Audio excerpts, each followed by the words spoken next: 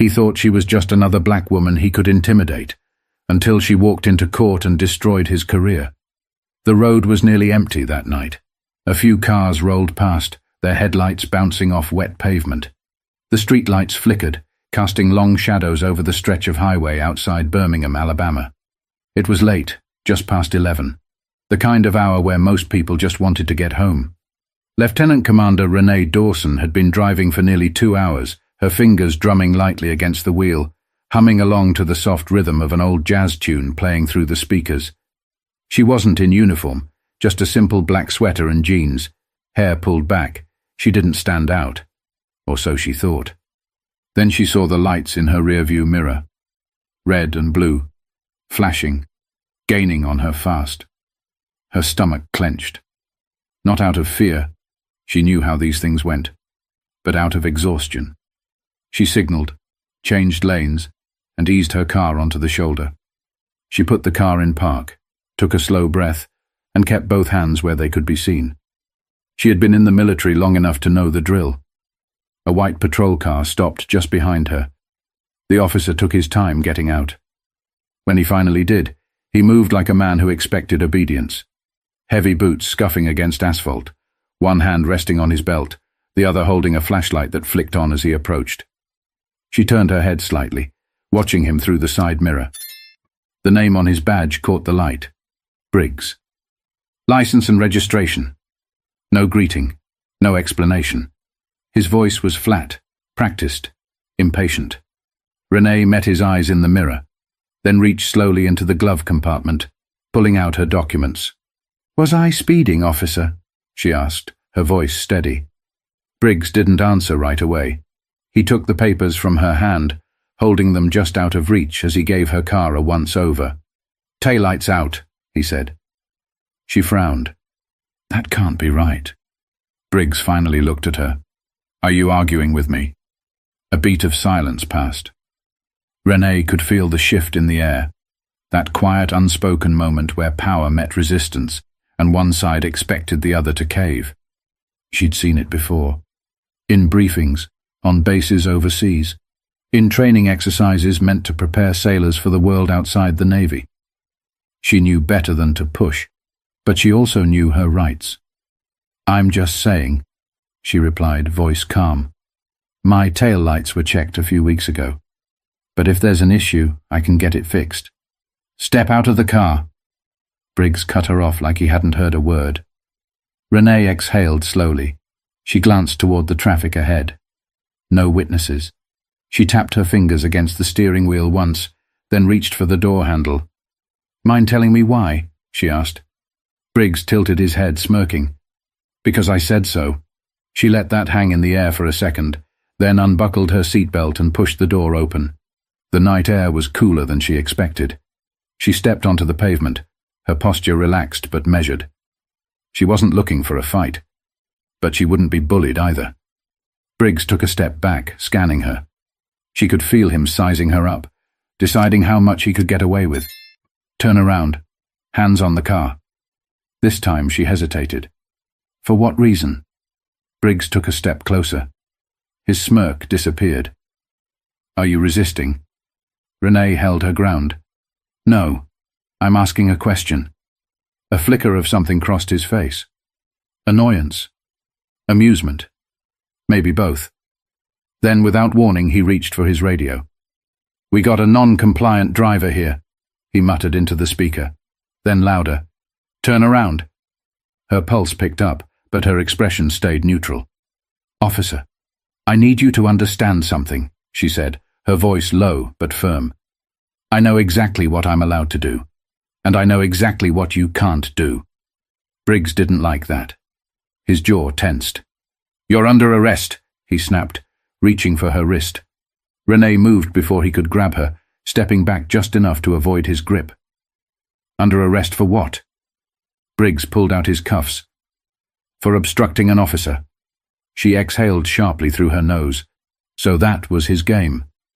Her military training kicked in, heartbeat steady, breathing even. She knew she had two choices: comply and fight this later, or push back and risk escalation. She wasn't about to become another statistic.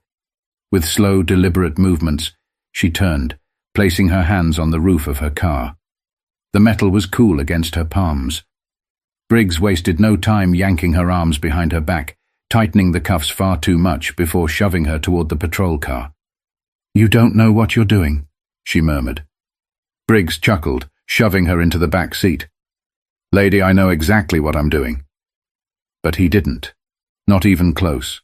The hard plastic seat of the patrol car dug into her back. Renee sat still, wrists burning against the cuffs, her breath measured. The door slammed shut behind her, sealing her in. Outside, Briggs strutted back to his vehicle, muttering something into his radio. She glanced at the partition separating her from the front seat.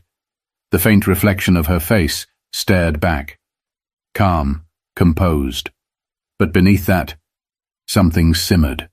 She had been through combat drills, high-stakes operations, and interrogations in foreign territories. But this was different. This was a man with a badge, drunk on power, convinced he was untouchable. A few minutes passed, then 5, then 10. She shifted her hands slightly, testing the cuffs. Too tight. He had done it on purpose. The driver's side door swung open, and Briggs slid in, whistling. "Well, well," he muttered, pulling his seatbelt across his chest. "Let's take a little ride." She didn't respond. He threw the car into gear, pulling off the shoulder and back onto the road. The patrol car lurched forward, the overhead lights still flashing. She could see the reflection of the red and blue in the side mirrors, staining the road behind them. "You know," Briggs said after a moment, "most people just keep their mouths shut when I tell them to step out." Renee exhaled sharply through her nose. "And most officers don't arrest people for questioning a traffic stop." Briggs laughed, shaking his head. "Lady, you must really think you're somebody." She looked at him through the glass. "I don't think." "I know." That made him pause, just for a second. His knuckles flexed around the wheel, a flicker of irritation breaking through his smug exterior, but he covered it up quick. "You military?" he asked, his tone suddenly shifting. She didn't answer. "Yeah, I figured," he went on. "You got that attitude, that above-the-law type." He smirked. "Bet you thought I'd back off if you threw that around, huh?" Still, she stayed silent. Briggs clicked his tongue. "Shame," he mused, shaking his head. "If you'd just kept your mouth shut, we could have avoided all this." Her jaw tightened, the audacity of it, as if his actions were somehow her fault. The station came into view up ahead, a squat, grey brick building just off the main road. The parking lot was mostly empty. Late-night processing was slow, and for now it looked like she was the only guest. Briggs pulled into a reserved spot near the entrance, killed the engine, and turned to look at her through the partition. "Gotta say," he murmured, "I do love when they make it easy." Before she could respond, he was out of the car, slamming the door behind him. A second later, her door swung open. "Let's go," he ordered. Renee twisted her wrists slightly as she stepped out. The cuffs bit into her skin. He hadn't loosened them at all. She kept her head high as he led her inside, past a bored-looking desk sergeant, and into processing. The holding area smelled like old coffee and sweat. A metal bench lined the far wall, a steel door leading to the cells just beyond it. Briggs uncuffed her just long enough to push her through booking. Fingerprints, mugshot, the whole routine. The officers behind the desk barely looked up, just going through the motions. She had seen this kind of indifference before. It was the kind that let bad men like Briggs thrive. When it was over, he grabbed her wrist again, leading her toward the cells. "You think you're smart, huh?" he muttered under his breath. She glanced sideways. "I don't have to think." His grip tightened. She knew that got under his skin. "Enjoy your stay," Briggs sneered, shoving her toward the cell. Renee caught herself before she stumbled. She turned, watching as the metal bars slid shut between them. Briggs smirked from the other side, tapping the bars lightly with his fingers before walking away. The lock clicked into place. She took a slow breath, then sank onto the bench. The chill of the metal pressed through her jeans, grounding her. One night. That's all it would take. Because Briggs had no idea who he had just messed with. The metal bench was cold, hard, unforgiving. Renee shifted slightly, rolling her shoulders to ease the stiffness creeping in. The cell wasn't much. Just 4 walls, a single flickering light, and the faint smell of old sweat and disinfectant. She had spent nights in far worse conditions, in places where the threat wasn't just discomfort, but real danger. This was nothing. But that didn't mean she wasn't angry. Through the bars, she could hear the faint murmur of officers talking at the front desk, the occasional shuffle of paperwork, the clatter of a coffee cup against a desk. She exhaled, slow and steady. Control the breathing. Control the mind. Basic training drilled into her long before she even stepped foot into the fleet. Then, heavy footsteps. Briggs. She knew it was him before he even came into view. His stride had that same arrogant rhythm, like a man who thought he was untouchable.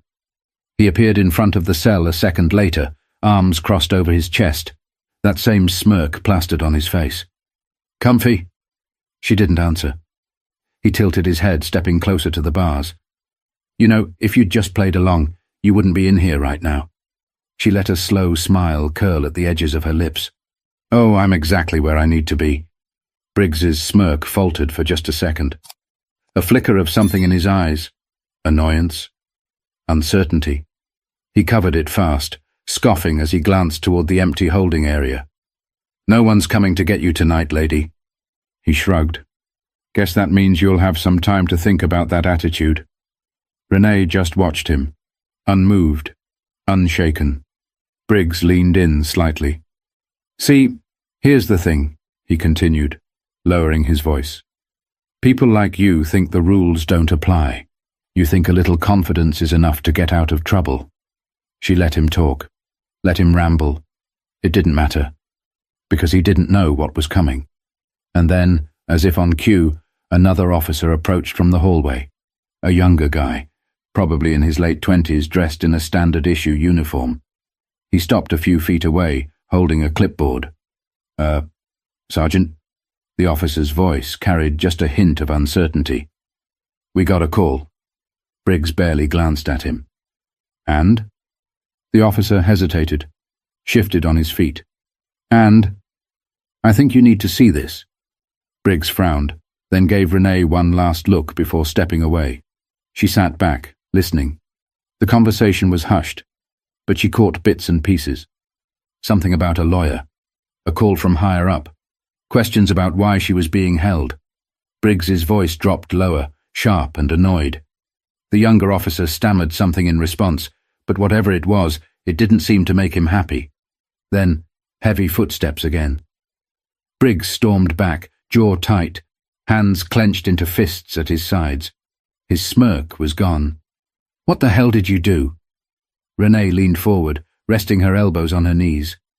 "I didn't do anything." She tilted her head slightly. "But people talk, and some of us have friends in very high places." Briggs' face darkened. She could see it now, that moment of realization creeping in. The shift in power. He wasn't in control anymore. He turned on his heel, muttering something under his breath, and disappeared down the hallway. Renee exhaled. It wouldn't be long now. And when the truth came out, Briggs was going to regret every single decision that led him here. Morning light spilled through the narrow windows of the courthouse, casting long streaks across the polished floors. The air inside was crisp, the kind of cold that settled deep in your bones if you sat still too long. Renee stood near the defendant's table, her posture relaxed but her eyes sharp. She wasn't in handcuffs anymore. No orange jumpsuit, no holding cell. Just a well-tailored navy blue blazer, a simple blouse, and an undeniable presence. She wasn't alone. Beside her, her attorney, Carla Whitman, flipped through a stack of papers, barely glancing up as people trickled into the courtroom. The woman was efficient, methodical. No wasted movements, no small talk. Renee liked that. The heavy wooden doors at the back of the courtroom swung open. Briggs walked in. He still carried himself like he owned the room, shoulders squared, chin slightly lifted.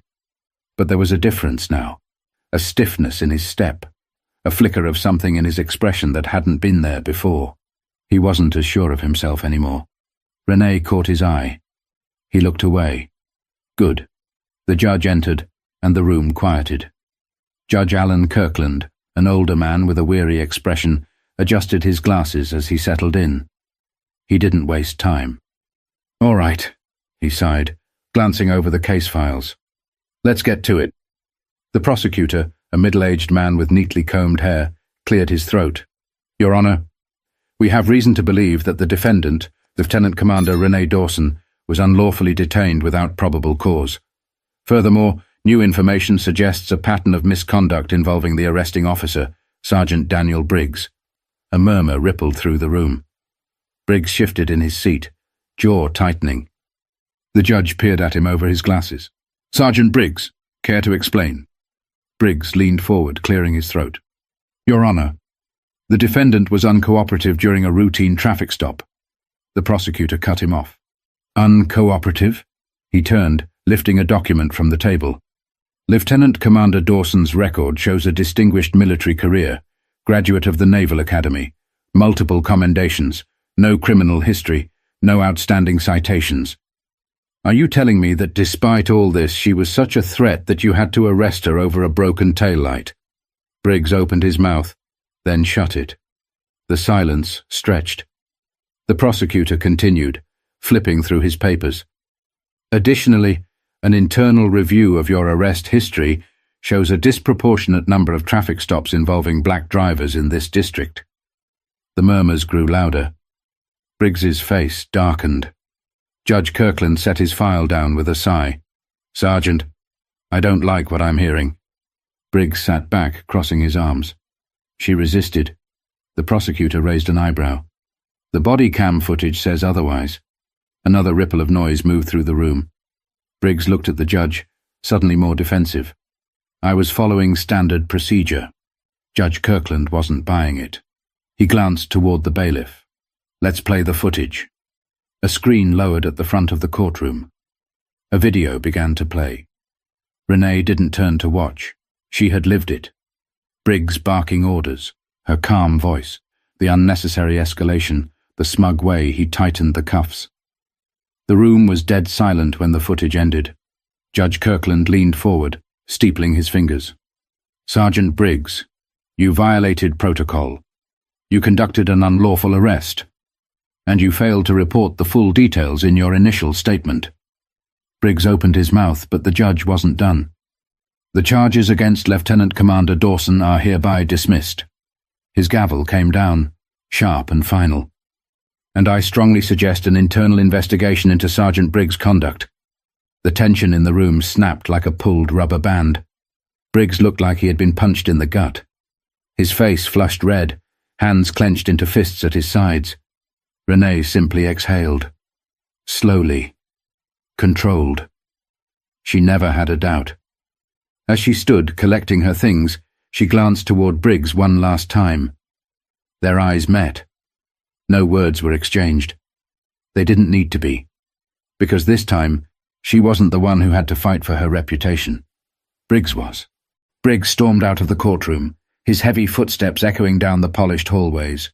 His face was tight, his jaw clenched. He could feel the eyes on him, other officers, court staff, even reporters who had shown up after word of the case spread.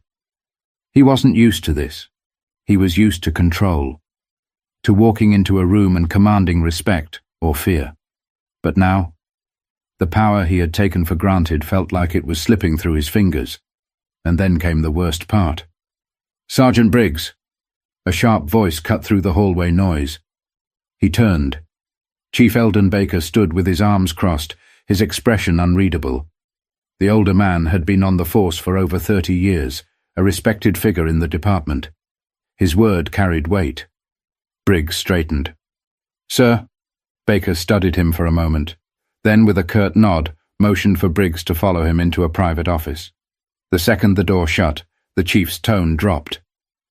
"What the hell were you thinking?" Briggs exhaled sharply. "I was doing my job."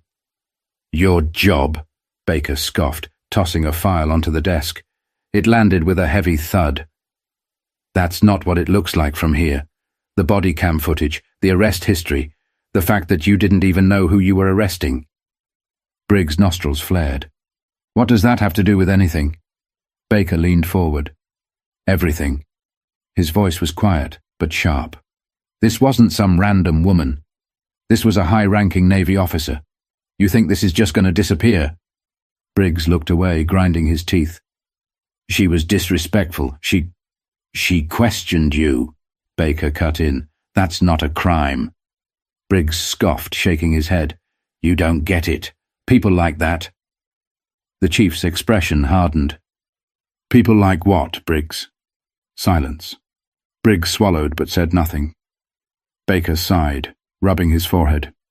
The DA is reviewing every single one of your cases from the past 5 years.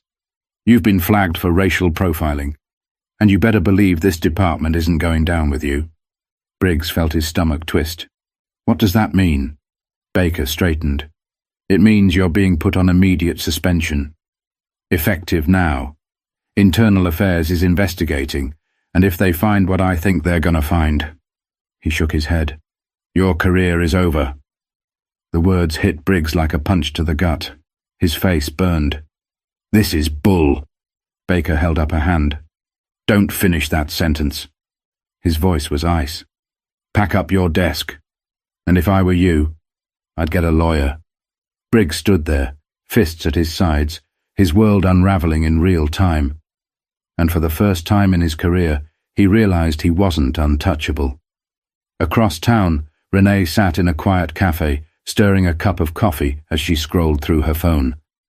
The case had already made headlines. The footage had gone viral. Lieutenant Commander wrongfully arrested. Officer under investigation. She wasn't surprised. She had known, from the second she stepped out of her car that night, how this would go. She had seen men like Briggs before, entitled, arrogant, used to bending the law in their favor. But this time, he lost. Her phone buzzed. A message from her attorney. Briggs has been suspended. Might face charges. Renee took a slow sip of her coffee. Good. She glanced out the window, watching the city move on around her. The fight wasn't over. Not for her, not for the people Briggs had likely hurt before. But today was a win. The crisp afternoon air carried the scent of fresh rain as Renee stepped out of the cafe. The weight of the past 24 hours should have lingered on her shoulders, but it didn't. She walked with the same confidence she always had, head high, steps steady. Her phone buzzed again. This time it was a number she recognized. She sighed, then answered. Captain, Lieutenant Commander. The familiar voice greeted her. I assume you've seen the news. I have. A brief silence. Then, and how are you feeling? Renee glanced at her reflection in a nearby storefront window. She saw no signs of defeat, no cracks in her composure.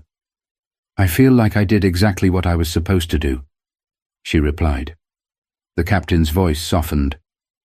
That's what I thought you'd say. A pause. The Department of Defense has taken interest in your case. Don't be surprised if they ask you to speak on it. Renee exhaled through her nose. Not sure I'm interested in being a headline. You already are, the captain countered. And whether you like it or not, what happened to you is a reflection of something bigger. She knew that. She had always known that. Briggs wasn't an isolated case. He was part of a system that had allowed officers like him to operate unchecked for years. This wasn't just about her. It was about the dozens, maybe even hundreds, of people who had been in her shoes but didn't have the rank, the legal team, or the voice to fight back. Renee leaned against a streetlight, watching the traffic move by. This isn't the first time something like this has happened, she said. And it won't be the last. No, the captain agreed.